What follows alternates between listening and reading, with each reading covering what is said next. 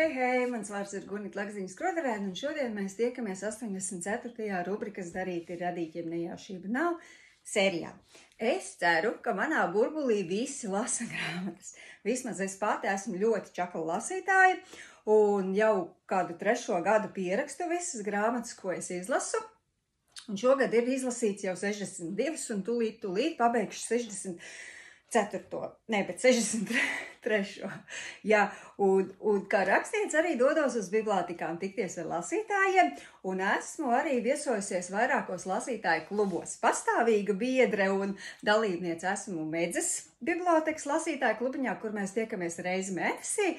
Katrs lasa, ko grib, bet mums uz katru reizi ir tāds mazais mājas darbiņš, kuru var nepildīt, ja negrib.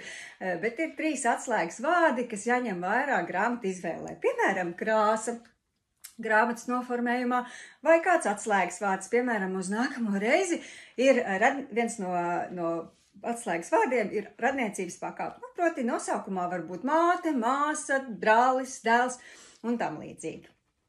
Bet šo trešdienu, tas ir rīt, 18.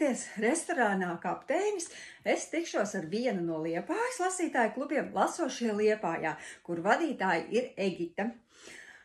Un tāpēc aicinu jūs pievienoties, kaut vai intereses pēc atnākt, lai redzētu, kā notiek dalība lasītāju klubiņos. Šis klubiņš ir interesants ar to, ka viņi parasti izvēlas vienu grāmatu, kur tad visi lasa un pēc tam aprunā.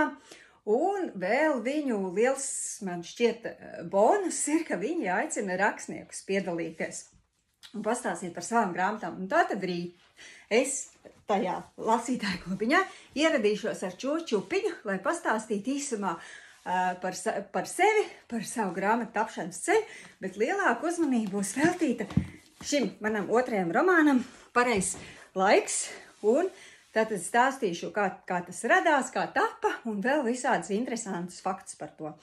Tā ka, ja jūs rīt esat Liepājā, un jums sagribas būt lasīt mīļu klubiņā, bariņā, droši nāciet, pievienojieties, gaidīsiet. Tātad rīt, 26. novembrī, 18. restorānā Kapteinis. Līdzi jāņem labs noskaņojums, un gaidīšu. Tā, čau!